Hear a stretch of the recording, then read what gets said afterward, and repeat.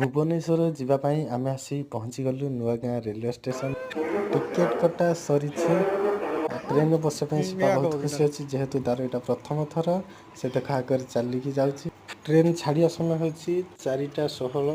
ବର୍ତ୍ତମାନ ଆମେ ଟ୍ରେନରେ ଚଢ଼ିଗଲୁ। ଚଢ଼ିଗଲା ପରେ ଦେଖିଲୁ ଆମେ ବଗିରେ ସବୁ ସିଟ୍ ଗୁଡ଼ା ଫାଙ୍କା ଅଛି। ତା ମଧ୍ୟରେ ଆମେ ଗୋଟାଏ ସିଟ୍ ବାଛିଗଲୁ। ଆଉ ସେଥିରେ ଆମେ ବ୍ୟାଗ୍ ମଧ୍ୟ ରଖିଦେଲୁ ବସିବା ପାଇଁ। ଆଉ ଦେଖ ଶିବା ବି ବହୁତ ଖୁସି ଅଛି, ଟ୍ରେନ୍ ପ୍ରଥମ ଥର ଯେହେତୁ। ଆଉ ବାହାରେ ଦେଖିଲୁ ଜଣକୁ ବଳଦ ଚରାଉଛନ୍ତି, ଦେଖିକି ଖୁସି ଲାଗିଲା।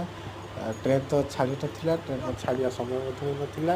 ତା ପୂର୍ବରୁ ଆମେ କ'ଣ କଲୁ ନା ବାହାରର ପ୍ରାକୃତିକ ସୁନ୍ଦରତାକୁ ଦେଖି ଖୁସି ହେଲୁ। ଟ୍ରେନ୍ ଯେହେତୁ ଛାଡ଼ି ନଥିଲା ଅପେକ୍ଷାରେ ରହିଥିଲୁ।